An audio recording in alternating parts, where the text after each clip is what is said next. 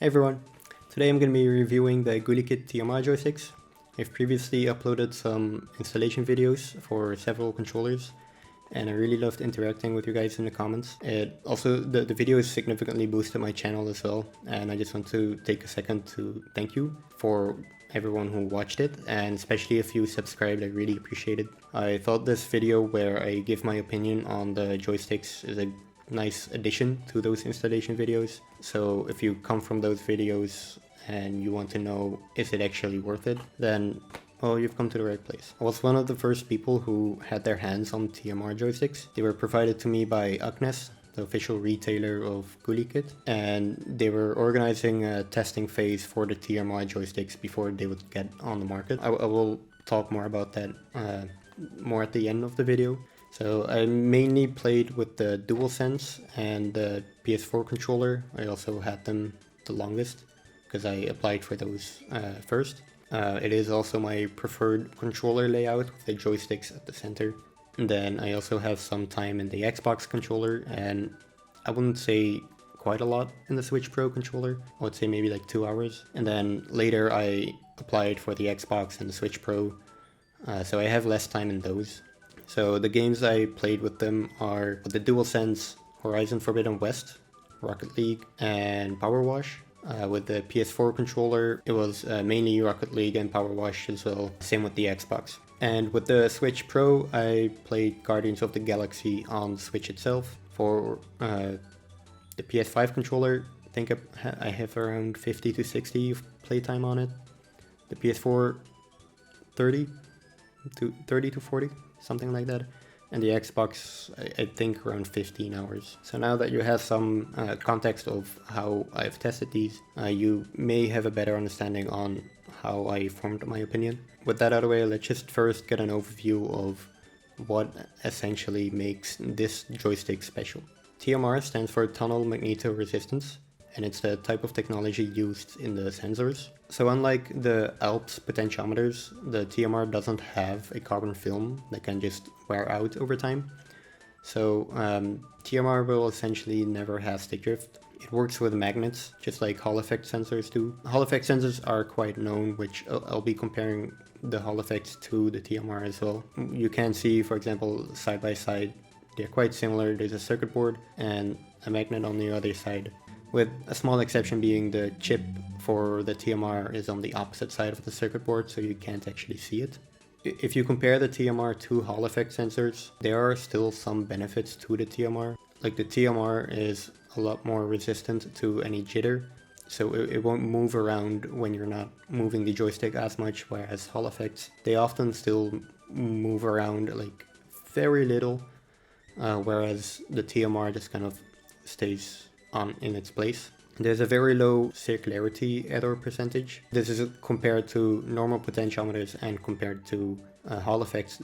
These are one of the best I've ever seen.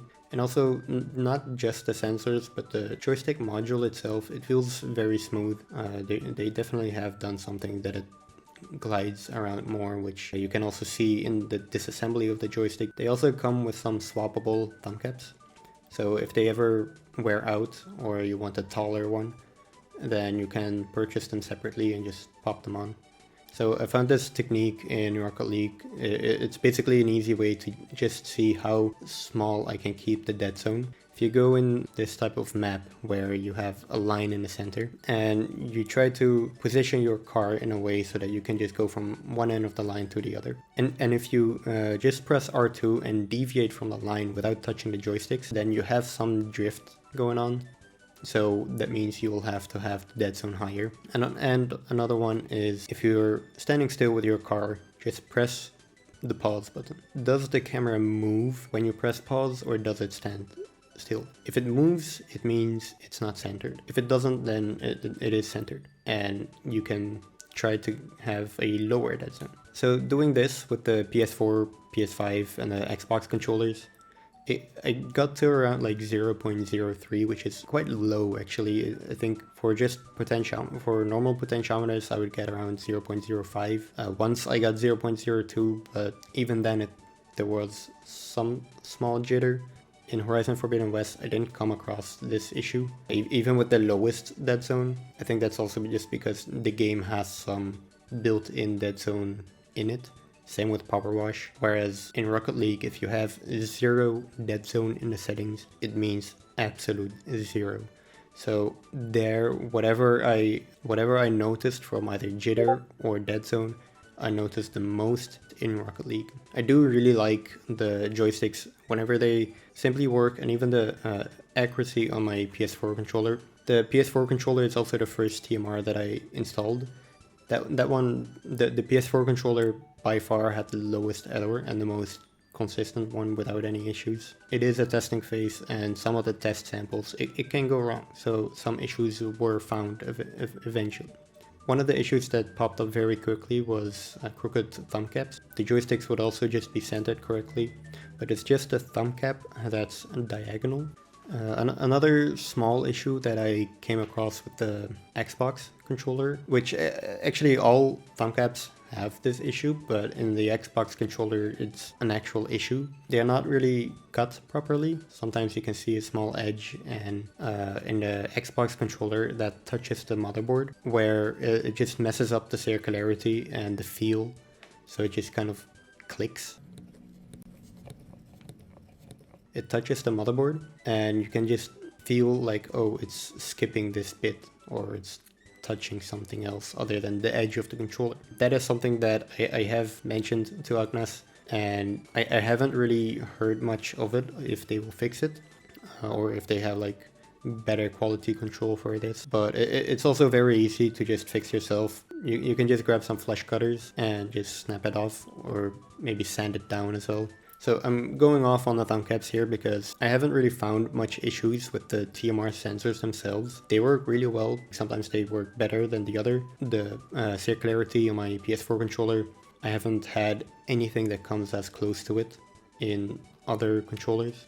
This is specifically for the DualSense controllers, is it sometimes just touches the inside of the front shell.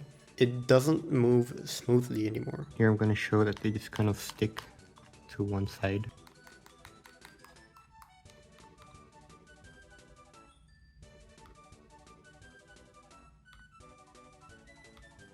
So if you put the original thumb cap and the Gulikit thumb cap side by side, you can see that the Gulikit one is slightly higher. So because of this height difference between the Gulikit and the original DualSense thumb cap, it will sometimes hit the front shell. Sometimes I manage to fix this just by rotating the thumb cap 180 degrees, or I put it on the other side so that the right stick has the higher joystick, and then that sometimes fixes it, or I do a combination of both of those. But this issue shouldn't really be the case. This is something they could have seen coming if they tested it a bit longer. So yeah, in my opinion, this is quite a major issue. Someone who doesn't know what causes this just is gonna think the joystick is gonna be stuck, because that is sometimes what happens. Is there's so much friction between the front shell and the thumb cap that it just gets stuck. I really hope they fix this though, because the thumb caps are very nice, and it's great that they're like kind of hot swappable. Okay, another thing that was underperforming in the joysticks that I've gotten is the L3 or R3 buttons. I've played around 40 hours with the DualSense when I started noticing it. Is the button is starting to feel very mushy. At some point it wasn't even playable anymore. It wouldn't double click per se like you have with a mouse, but it would like kind of get stuck. It didn't feel nice at all.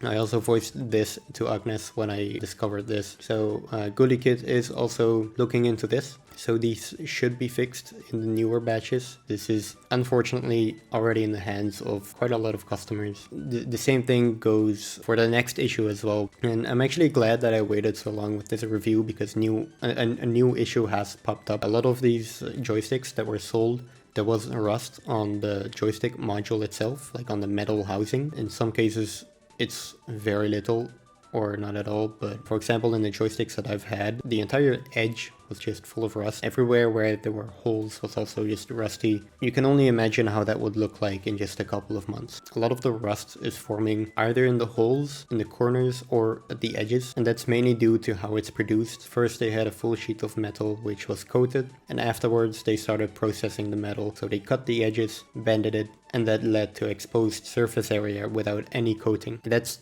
of course the places where rust formed. Luckily this issue has been fixed already. Jim from Agnes did say that any stock that they have is from the newer batch, so they have the fixed button and no rust. Now everywhere on the metal sheet is coated. I do still recommend to check the thumb caps if they have this small bump, just cut that out if they have it. The main issue that I have with these joysticks is not necessarily the sensors. I think the TMR sensors are really good. They have very good potential and Gulikit did a good job. I think basically all the issues that I've had are anything but the sensors. Like it's the button, it's the joystick module, and it's the thumb cap. And one thing I really like about it is that whenever I voice to them that I have an issue, I only had to show that I had it and no questions asked, a new pair was sent to me. So I do want to give you guys a recommendation. If you guys bought the TMR before October, please check if you have any rust buildup. And if you have, contact the retailer. Maybe they can send you another pair. Agnes has already stepped in for people who encounter this rust issue. If you contact them and you tell them that you have rust, for every pair that you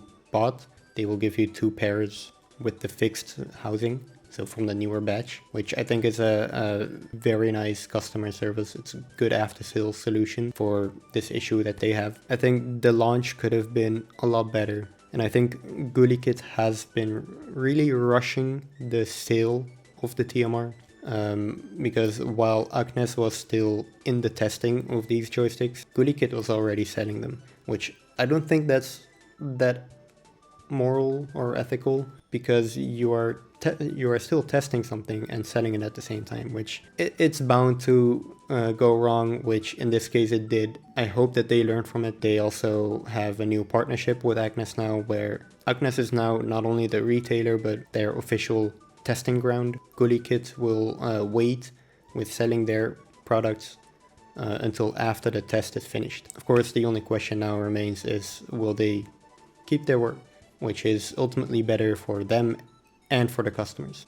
So thank you for watching my review. I showed you some ups and downs of the TMR joysticks. The L3 R3 button, that one is fixed. The rust issues, those are fixed. And for the thumb caps, they made a change. I don't think that's enough, because the issue with the DualSense that they kind of stick to one side, you really don't want that. It won't make the playing experience any better, and sometimes the thumb caps just get stuck. So I hope they do fix this issue. It's mainly because of how the DualSense is built, because of the small tolerances. That's pretty much it. So thank you for watching my review. I hope you learned, and please subscribe. Have a good day.